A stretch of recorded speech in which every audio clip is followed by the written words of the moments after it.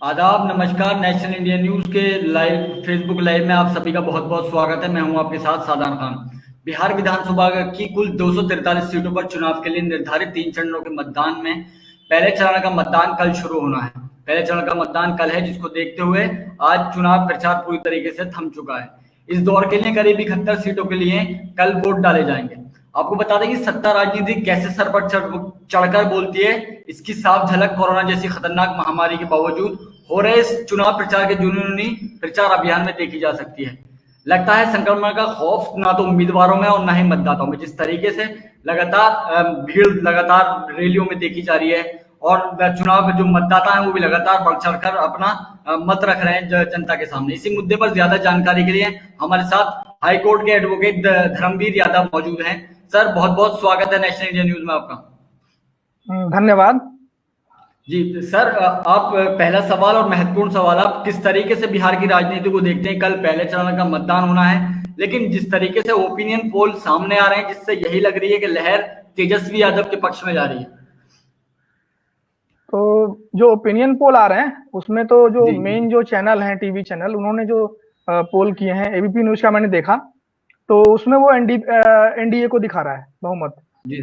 और तेजस्वी जी को जनता दिखा रही है। जैसा कि आप लोग देख रहे हैं कि तेजस्वी के लिए जो जनता के बीच में जो वो है, पूरा जनसैलाब उमड़ रहा है उनको सुनने के लिए, और एक्सेप्टेंस जो दिख रहा है, तेजस्वी का जो एक्सेप्टेंस पब्लिक में दिख रहा है, वो एकदम ओवरवेलमिंग कंडीशन में है। मतलब लोग उनको देखने के लिए पागल हो रहे हैं और उनके पीछे पीछे भाग रहे हैं।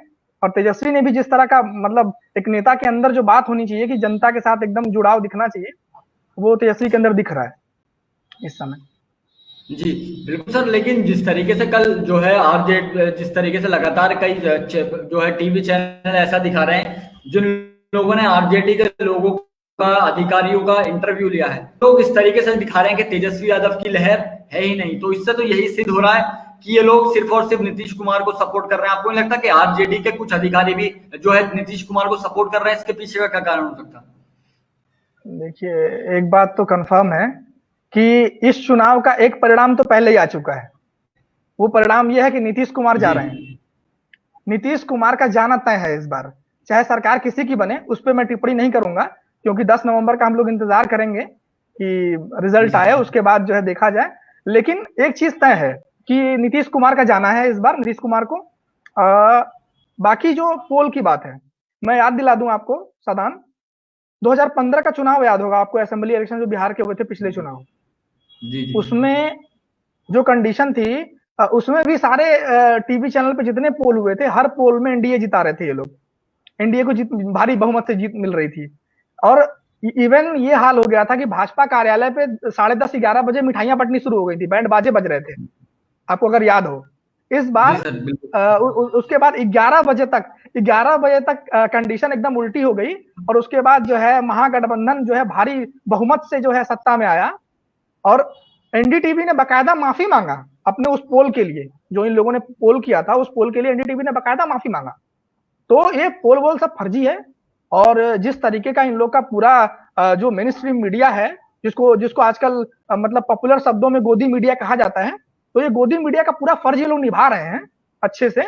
और मुझे तो लगता है कि ये प्री पोल और एग्जिट पोल का जो धंधा है, ये बंद हो जाना चाहिए। सुप्रीम कोर्ट को इसमें हस्तक्षेप करना चाहिए, रोक लगाना चाहिए। ये जनमत को प्रभावित करने की कोशिश है। जो असली पोल हो रहा है, जो मतलब जो एग्जैक्ट पोल होता है, जो जनता जो चुनाव कर रही है, उससे पहले आप कोई ओपिनियन फर्जी तरीके से कहां से लेके आते हैं, उसका कोई आपको वो नहीं है, जिम्मेदारी नहीं है। आप कुछ भी दे रहे हैं तो बहुत सारे मत आप प्रभावित कर रहे हैं गलत तरीके से। तो इस पर रोक लगना चाहिए बेसिकली, और हर बार ये गलत साबित होते हैं। लेकिन सर, जिस तरीके से टीवी चैनल की हम बात कर रहे हैं, तो देखा जाए तो कई, मतलब ज्यादातर टीवी चैनल में जितने पत्रकार हैं, एंकर हैं, वो लोग बिहार से ही, स्पेशल बिहार से बिलोंग करते हैं। तो आपको क्या लगता है कि इसके पीछे ये लोग नीतीश सरकार और जनता को जो अंधेरे में रख रहे हैं, इसके पीछे का क्या कारण हो सकता है? वो अपने राज्यों को सपोर्ट नहीं कर रहे, इसके पीछे का क्या कारण हो सकता है? देखिए, वो उनका जो कारण है, उनका कारण वही है जो मोदी जी को सपोर्ट करने का कारण है उनका। ठीक है, पिछले 6 सालों में मोदी जी ने जितने भी जन विरोधी फैसले किए हों, मीडिया ने कभी जो है सवाल नहीं उठाया। आप गौर करेंगे कि नरेंद्र मोदी के किसी भी फैसले पे मीडिया कभी सवाल नहीं उठाता है। भाजपा के किसी भी फैसले पे, चाहे वो उत्तर प्रदेश सरकार, उत्तर प्रदेश में कितना भी अत्याचार अभी हुआ है, हाल ही में आपने देखा हाथरस की घटना हुई और इतने तमाम लगातार सीरीज में बलात्कार हुए, ठीक है, हत्याएं हुई, उत्तर प्रदेश एकदम मतलब भयावह तरीके की कंडीशन उत्तर प्रदेश में चल रही है, लेकिन कभी मीडिया सवाल नहीं उठाता है। तो अपने उसी चरित्र के नाते, मीडिया का जो चरित्र है, उसी चरित्र के नाते, चाहे आप उसे गोदी मीडिया कह लीजिए, चाहे उसे आप जनेऊ मीडिया कह लीजिए, चाहे वो कोई भी लीला वो क्यों करते हैं, ठीक है, वो ये लोग बेहतर जानते हैं और जनता भी समझ रही है। इस बार इनकी कोई लीला चलने वाली नहीं है। इस बार जो है जनता जो है तेजस्वी को चुन रही है, महागठबंधन को चुन रही है, और इस बार तेजस्वी भारी बहुमत से सरकार बना रहे हैं। जो मेरा आंकड़ा है, जो मेरे मित्र हैं, दोस्त हैं, जो बिहार से एक एक विधानसभा में बैठे हुए हैं, जो मुझे फोन करके सूचना देते रहते हैं कि क्या कंडीशन है, कहाँ पे क्या सिचुएशन, वो लोग कह रहे हैं कि आरजेडी की लहर चल रही है इस समय। जी सर, लेकिन सर जिस तरीके से तेजस्वी यादव की रैलियों में जो भीड़ देखी जा रही है वो वाकई में चर्चा का विषय बनी हुई है। तो आपको लगता है कि ये जो भीड़ है ये वोट में तब्दील हो पाएगी? देखिए, भीड़ अगर वोट में तब्दील नहीं होनी होती है ना, तो लोग इतने खलिहर नहीं है कि ऐसे ही किसी नेता का चेहरा देखने चले आएंगे।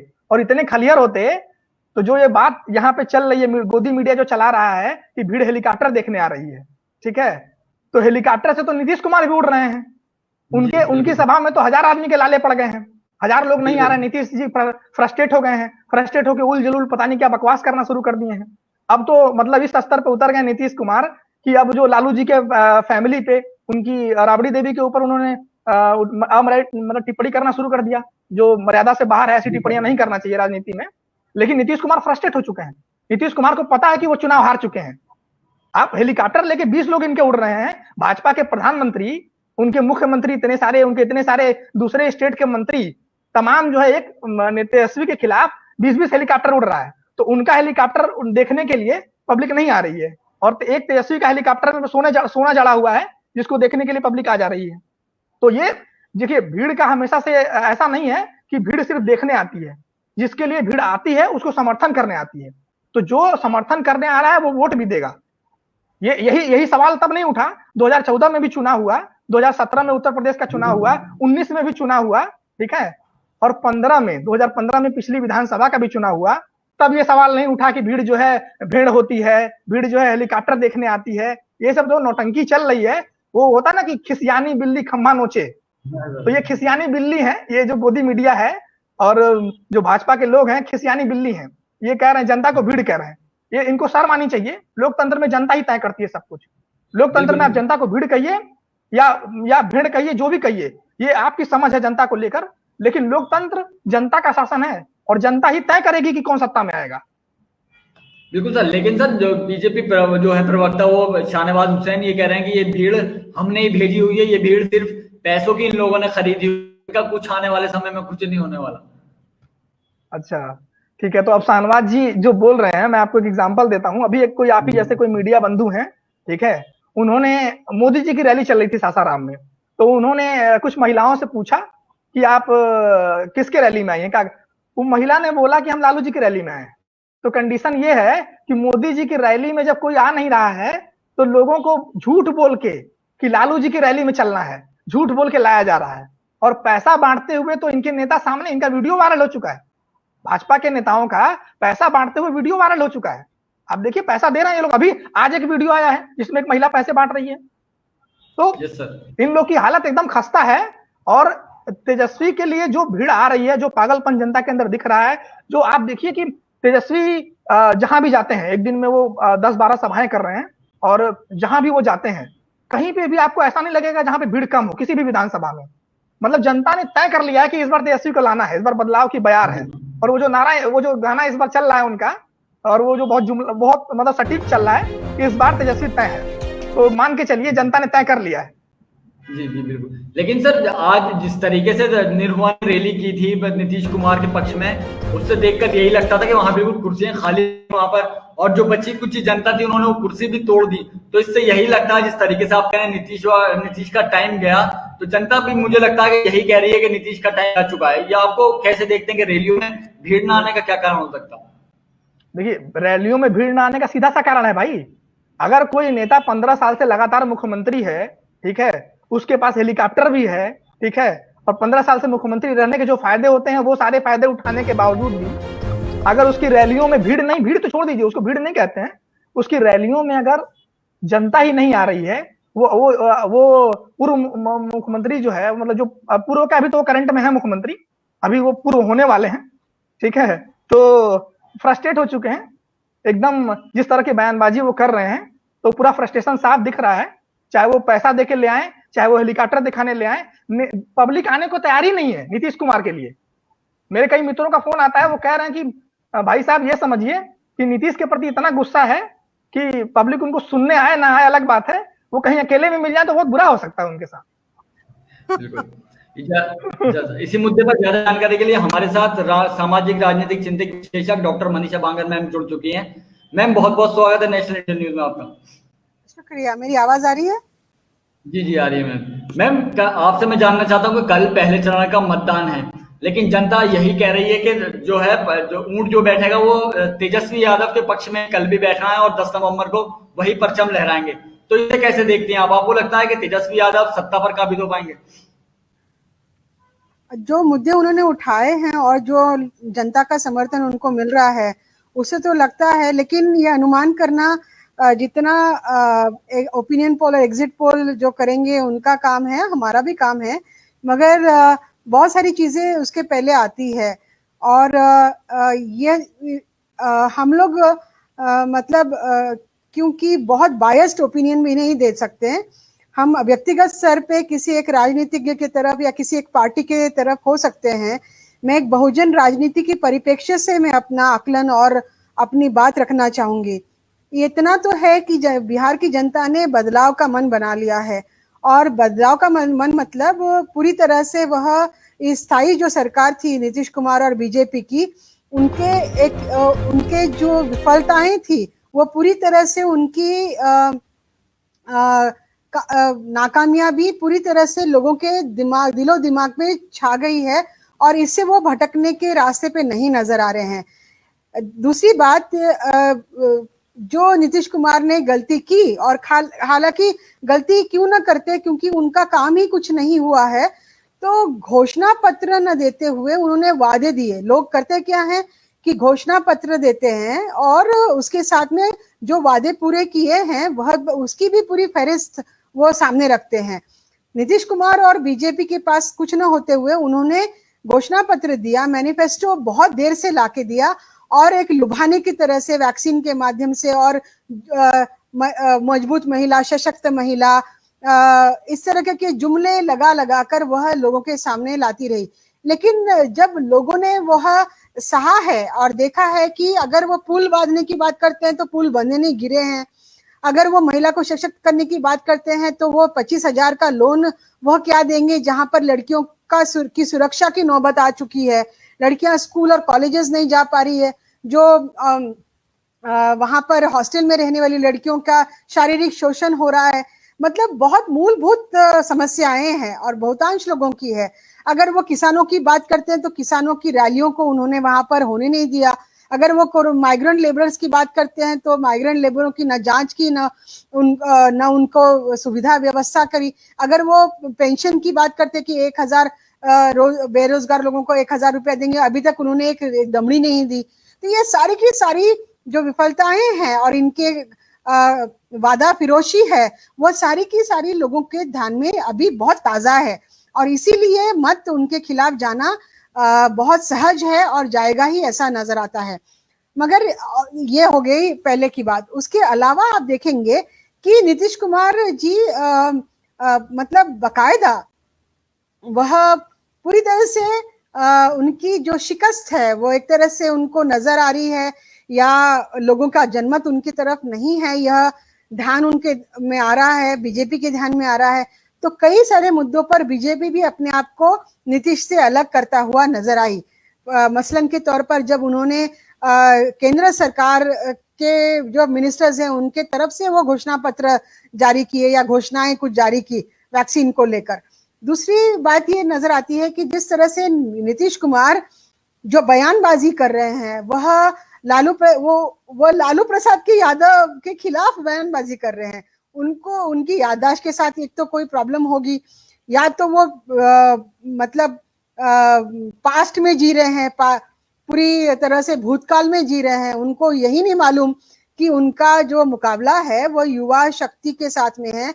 उनके ना सिर्फ आरजेडी और तेजस्वी की पार्टी और महागठबंधन है कि और भी अन्य के पार्टियां हैं जो उनको मजबूती का सामना करना पड़ेगा। जिस तरह से दूसरा गठबंधन है जिसमें मायावती है, MIM है और LJP है, उसके अलावा कुशवाहा जी की पार्टी है, वो गठबंधन है जहां पर कि और भी अन्य बहुजन पार्टियां कुछ है, वह उन्होंने बहुजन मुक्ति पार्टी है, फिर पीपल्स पार्टी ऑफ इंडिया, ये अनदर एक पार्टी है जो बहुजन पार्टी है और उनका जमीनी स्तर पर काम चल रहा है।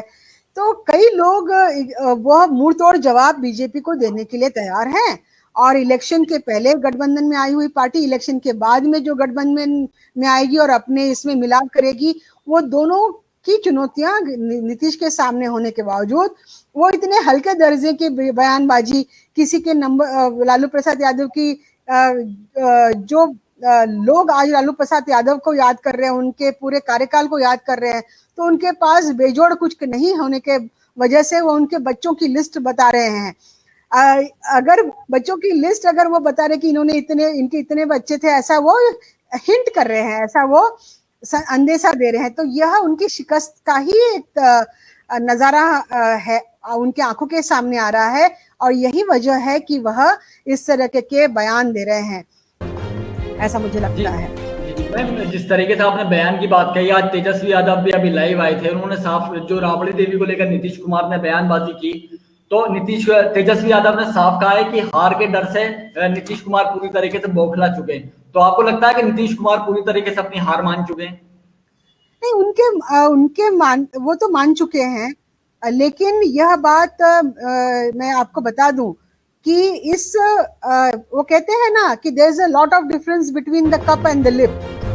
कई बारी जनादेश आया है, कई बारी जनाधार और जनादेश दोनों बहुजन पार्टियों के पक्ष में आया है, बीजेपी के खिलाफ गया है, लेकिन आखिरी में फिर वो क्या होता है कि वो किस तरफ वोट मुड़ जाता है किसी को खबर ही नहीं होती। हमने ये लगातार देखा है, 2009 में, 14 में देखा है। तो इसके लिए सतर्क रहना पड़ेगा SC ST OBC मुस्लिम समुदाय को, और जो लोग भी सताए गए हैं बीजेपी और सवर्ण पार्टियों के जरिए। आप इसमें देखिए बहुत बड़ा घपला और बहुत बड़ी साजिश सवर्ण मीडिया कर रहा है, जो कि हमारे बुद्धिजीवी लोग के नजरों से परे है या उनका ध्यान नहीं जा रहा है। वह भी उस कहते हैं एक तरह की जो लहर चल रही है तेजस्वी यादव की, उसमें वो जा रहे हैं, बहुत अच्छी बात है, लेकिन यह ध्यान देना बहुत जरूरी है। क्या हो रहा है कि सवर्ण मीडिया उन्होंने तेजस्वी यादव को कवर किया और वो धीरे धीरे उनका कवरेज जो है वह बढ़ा रहे हैं, लेकिन अगर आप सब सूक्ष्म तरीके से देख रहे होंगे तो आप देखेंगे कि अलग अलग तरीके से वह यह बात बताने की कोशिश कर रहे हैं कि नीतीश ने काम किया है या करने वाला है, या उन्होंने कुछ अच्छा काम किया है, कुछ बुरा काम किया है, कुछ अच्छा भी काम किया है। अरे आप 15 साल का कार्यकाल है, बीजेपी के साथ उनका गठबंधन है, नरसंहार हुआ है, पलायन मजदूर 40 लाख से करीब पलायन मजदूरों की वहां पर दुर्दशा हुई है, उसमें कुछ अच्छा और कुछ बुरा का सवाल कहाँ पैदा होता है? तो ये एक ओपिनियन मेकिंग बीजेपी के हक में, क्योंकि बीजेपी का आधार जो है वह सवर्ण समाज है, भूमिहार समाज है, उच्च वर्णीय ब्राह्मण समाज है, और जो तेजस्वी के यादव के साथ में जो ऊपरी सतह से लगे हुए लोग, पत्रकार लोग या मीडिया लोग या उनके मीडिया के अंदर में बैठे हुए लोग, मुझे ये हमेशा यह खतरा उन लोगों से लगता है। और यह खतरा बहुजन पार्टियों के अंदर में जो भी ब्राह्मण लोग बैठे रहते हैं, उच्च वर्णीय लोग हैं, वो पुनः और बहुत हद तक वो अपने समाज के साथ, अपने वर्ण के लोगों के साथ में और अपने क्लास के साथ में अक्सर नजर आते हैं। ये इतिहास हमें सबक देता है, और ये अभी हाल ही का जो जितने भी चुनाव हुए हैं यह भी सबक हमें देता है। तो मैंने नाम लेकर इसके पहले कि मेरे कई इंटरव्यू में बताए हैं कि कन्हैया कुमार ने शुरुआत इसकी की कि वो नीतीश कुमार इतने भी बुरे नहीं, उन्होंने कुछ अच्छे काम किए हैं। फिर आप धीरे धीरे देखते हैं तो वो तेजस्वी यादव को, लालू प्रसाद यादव को बैड लाइट में दिखा रहे हैं। फिर अभी नीतीश कुमार की घोषणा पत्र की बात कर रहे हैं, फिर बीजेपी के घोषणा पत्र की बात कर रहे हैं। और यही नहीं, बीजेपी कितनी बैकफुट में रही है और उन्होंने बहुजन पार्टियों का और आरजेडी का नैरेटिव पकड़ा है, इस बात का खुलासा सवर्ण मीडिया कर ही नहीं रहा है। तो इनसे धोखा है, यह पूरी तरह से धोखा इनसे है। और दूसरा, ईवीएम से धोखा रहेगा। मैंने ताकीद और चेतावनी पिछले वक्त में भी दी थी।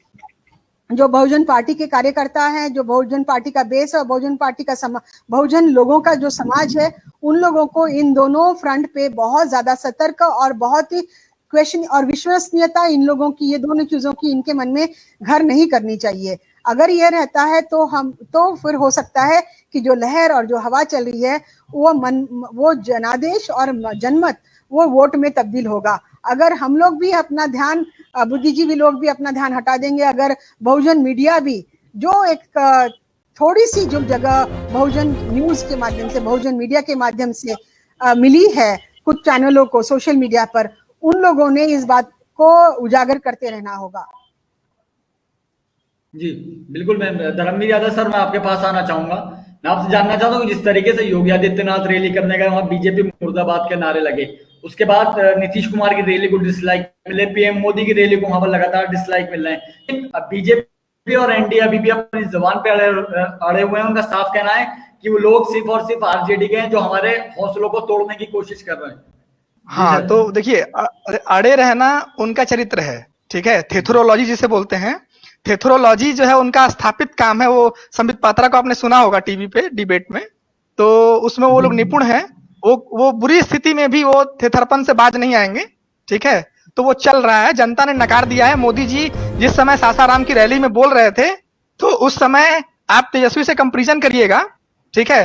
वो उस लाइव को 3,500 लोग देख रहे थे जो मोदी जी बोल रहे थे, और 12,500 लोग देख रहे थे जो तेजस्वी बोल रहे थे एट द सेम टाइम। ये आप उसको वो कर सकते हैं, कंपेरिजन कर सकते हैं। तो मोदी जी का जो गुब्बारा है, मतलब वो 56 इंच का जो ड्रामा करते रहे हैं, वो फूट गया है, ठीक है ना। मैं बिहार की भाषा में बोलूं तो 56 इंच का गुब्बारा फूट गया है, और अब हवा निकल गई है और जनता को समझ में आ गया है। और जो अभी डिसलाइक अभियान हुआ था, जो 6 PM आने वाले थे PM साहब राष्ट्र के नाम संबोधन में, उसको जितनी बुरी तरह जनता ने नकारा, उसमें जिस तरह डिसलाइक होने शुरू हुए तो उनको 12 मिनट में ही भागना पड़ गया।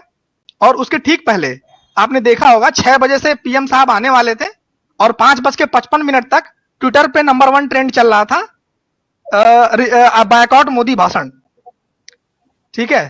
तो मोदी जी की लोकप्रियता के नाम पे, उनके चेहरे के नाम पे हर राज्य में चुनाव लड़ने की जो ये लोग खेल खेल रहे हैं, तो राज्य में मुख्यमंत्री मोदी जी नहीं बनने वाले हैं।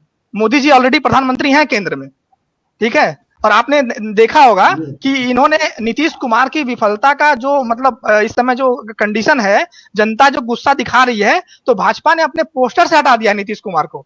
इस समय नीतीश कुमार पोस्टर से हटा दिए गए हैं। और अभी मतलब अभी एक नए कलाकार उभर के आए हैं। आपको मैं रिसेंट न्यूज दे रहा हूं, तो एक वीडियो वायरल हो रहा है चिराग पासवान जी का। तो उसमें वो करते हुए दिखाई दे रहे हैं कि वो शूटिंग वूटिंग कर रहे हैं। मोदी जी को बोला था उन्होंने कि मैं मोदी जी का हनुमान हूं, तो उन्होंने हनुमान की तरह एक्टिंग करना शुरू कर दिया है, जैसे मोदी जी एक्टिंग करते हैं और एक्टिंग में पारंगत हैं, उसी तरह चिराग जी भी काफी पारंगत नजर आ रहे हैं। तो ये सब काफी फैक्टर होने वाला है, ये सब बिहार के चुनाव में। और बिहार का जो वोटर है बहुत जागरूक है, मतलब उसको आप हल्के में नहीं ले सकते। कोई प्रेडिक्शन नहीं, कुछ नहीं, बस ये जो कल वोट डलेंगे उसके बाद धीरे धीरे तस्वीर सामने आएगी। मैं तो 10 नवंबर का इंतजार कर रहा हूं, लेकिन जो दिख रहा है, जो जमीन पे दिख रहा है, जो रैलियों में दिख रहा है कि जनता जो है इस बार तेजस्वी यादव के साथ है और महागठबंधन पे भरोसा दिखा रही है। धर्मवीर जी, आपको क्या लगता है कि हाँ, ये जो बयानबाजी नीतीश कर रहे हैं, यही नहीं तो तीनों के जो मैनिफेस्टो और घोषणा पत्र सामने आए हैं, तो अगर एक निष्पक्ष तरीके से अगर आपको कहना चाहे, एलजीबी का घोषणा पत्र तो कुछ मतलब उसके ऊपर उन्होंने विचार भी किया है या ढंग से रखा भी है, इसके पर भी प्रश्न उठता है। पप्पू यादव की जो पार्टी है, उन्होंने कुछ स्कूटी और मोटरसाइकिल देने की बात कही है। और जहां पर ये बात आती है कि मुझे लगता है कि तेजस्वी यादव जी का जो घोषणा पत्र है, उन्होंने उसका नाम बड़ा अजीब सा रखा है, खैर संकल्प पत्र। अब ये मुझे कई मायने में इस तरह से लगा कि मतलब थोड़ा गैर बहुजन या ब्राह्मणवादी टच उसमें नजर आया था, मुझे ऐसा लगा। आपको क्या लगता है? मेरे ख्याल से इसमें थोड़ी सी दिक्कत हो रही है। आपको सुनाई दिया होगा? हाँ, आपको सुनाई दिया होगा मैंने क्या कहा। थोड़ा सा ब्रेक हुआ था, बीच में थोड़ा सा ब्रेक हुआ था, बाकी मैं शुरू वाली चीजें मैंने सुन ली थी। हाँ, बस उतना ही, वही बात। इनके जो घोषणा पत्र आए हैं और मैनिफेस्टोज आए हैं, इसकी मैं कह रही कि इन लोगों ने ये बताता है, ये चीज ये बताती है कि इन लोग जमीन से कितने जुड़े हुए हैं और लोगों का पल्स कितना समझ में अगर आता है या नहीं आता है, और खुद ये पार्टी के अंदर ये कितनी गतिविधियां करते हैं, कितना वो बहुजन बुद्धिजीवियों और जनता के राय को समझते हैं। अलग अलग पार्टी के घोषणा पत्र हमको उनके पार्टी की विचारधारा ही नहीं, तो उन्होंने वाकई में जनता के लिए वो कितने प्रतिबद्ध है और उन्नति के लिए कितने प्रतिबद्ध है, यह भी चीजें सामने आती है। आपको क्या लगता है? बिल्कुल बिल्कुल बिल्कुल मैम, सही कहा आपने। और जब आप जनता से जुड़े होते हैं, जो मैंने सुना कल आरजेडी के नेता बोल रहे थे, मनोज झा जी बोल रहे थे कि हमने जो है जनता से मंगवाया है, मेल के थ्रू, मैसेज के थ्रू हमने मंगवाया है, पॉइंट्स मंगवाए हैं कि पब्लिक क्या चाहती है, आप अपना ओपिनियन दीजिए, और उस ओपिनियन को हमने स्थान दिया है अपने घोषणा पत्र में। ठीक है, तो ये बहुत जरूरी है कि जनता क्या चाहती है उससे पूछा जाए।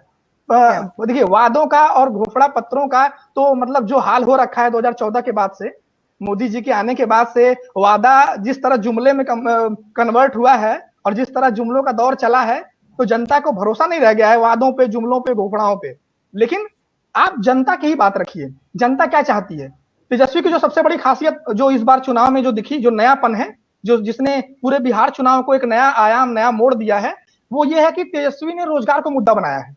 अभी तक हर चुनाव में, जितने भी चुनाव हुए हैं ज्यादातर मोदी जी के आने के बाद, उसमें इन्होंने हमेशा सांप्रदायिक मुद्दे उठाए, भावनात्मक मुद्दे उठाए, और 370 पाकिस्तान, तो ये तमाम जो मुद्दे हैं, जनता के जो पूरी तरह से पिछड़ गए, तो पूरी तरह रोजगार का मुद्दा हावी है। तो यानी कि जनता क्या चाहती है? जनता रोजगार चाहती है।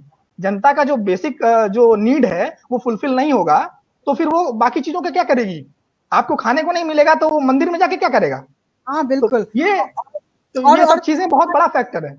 समान वेतन महिलाओं के लिए समान वेतन की बात की उन्होंने, बिल्कुल। और आशा जो कर्मचारी हैं उनको नियमित करने की बात करी, जो एडहॉक शिक्षक हैं उनको नियमित करने की बात करी।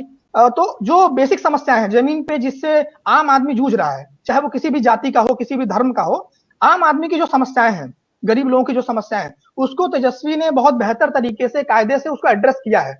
और इसीलिए वो प्रॉमिसिंग दिख रहे हैं, इसीलिए वो मतलब उनका अपील जो है पब्लिक में जा रहा है। पब्लिक जो है एक्सेप्टेंस, जो तेजस्वी का जो एक्सेप्टेंस है, वो इसीलिए है कि जनता जिस मुद्दे को चाहती है, उस मुद्दे को उन्होंने उठाया है। बिल्कुल। और मैंने देखा है कि उनका जो नीतीश जी का जो घोषणा पत्र है, जो उन्होंने 7 निश्चय करके सामने लाया है, फिर उसी को बढ़ा चढ़ा के बताया है। आप देखेंगे कि जब वैक्सीन का कोई नामो निशान है, जब आएगी तो बिहार को मुफ्त दी जाएगी, तो बाकी के राज्य को नहीं। ये पक्षपात किया, मतलब मानवता के खिलाफ भी काम है। इसके बीच इसके जो अमानवीयता है इस घोषणा में, वो अपने आप पर नजर आती है। सबल महिला, सक्षम महिला का जो उनका जो जुमला है, जो उनका जो निश्चय है, उसमें आप देखेंगे कि 25,000 का मिलेगा, क्या कहते हैं उसको, लोन मिलेगा, और वो उन महिला को मिलेगा कि जो पोस्ट ग्रेजुएट है। अभी कितनी महिलाएं पोस्ट ग्रेजुएट है, और अगर वो पोस्ट ग्रेजुएट उनके माता पिता पढ़ा सकते हैं या वो कर सकती है, तो वो सक्षम है, उसको लोन की जरूरत नहीं, जितने की बाकी महिलाओं को जरूरत है। तो इन लोगों की जो अंडरस्टैंडिंग है मुद्दों को लेकर और समस्याओं को लेकर वो इतनी ज्यादा पैनी है, बहुत ज्यादा कच्ची है, क्योंकि ये लोग जुड़े ही नहीं है समस्याओं से। ये लोगों ने सिर्फ मंदिर मस्जिद का और धार्मिक ध्रुवीकरण, धार्मिक पोलराइजेशन को ही चलाया है, और सवर्ण समाज को, उन लोगों को, उनको जमीनें बेच देना, उन लोगों के हक में करना, उनको SEZ देना, उन लोगों के लिए पुल बनाना, रास्ते बनाना। रास्तों पे आप बड़े बड़े पुल बना के रास्ते चलाओगे, गाड़ियां किसके पास है? कौन जा रहा है? जो है वो स्थायी अपने घर में बैठा है, बेरोजगार। तो यह तरीके का मतलब जमीनी स्तर से और जीवन से जुड़ी हुई हर कोई भी चीज को इन्होंने भापा भी नहीं और उसको लिया भी नहीं है। तो ये चीज इनके खिलाफ जाएगी, ऐसा है। लेकिन आज मतलब और जाना भी चाहिए। बिहार अभी तैयार है बदलाव के लिए और यह बदलाव होना बहुत आवश्यक है।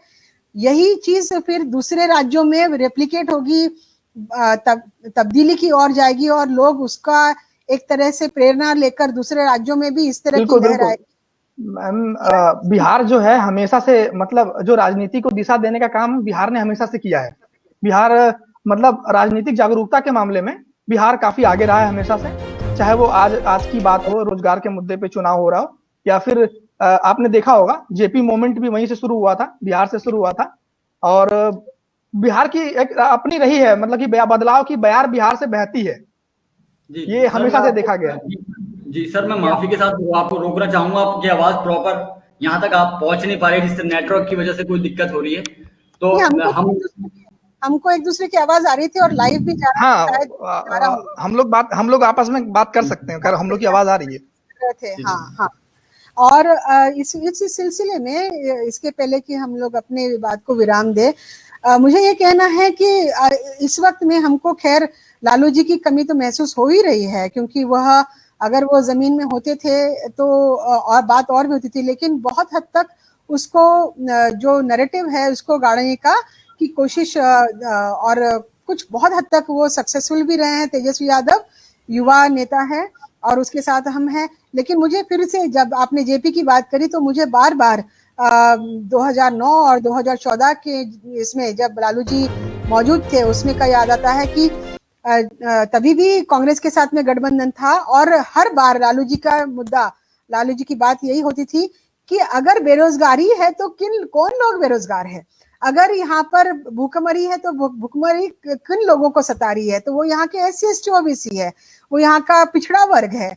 तो वो हमेशा समस्या की तह तक जाते थे और आज भी तेजस्वी बहुसंख्यक लोगों के साथ और उनके मुद्दों के साथ में है। तो वही बात आज हो रही है, ये जान के हर्ष होता है या अच्छा लगता है। मैम देखिए, सीधी सी बात मैं जानता हूँ, नेता वही है जो जनता के साथ है और जो जनता के मुद्दे उठाता है।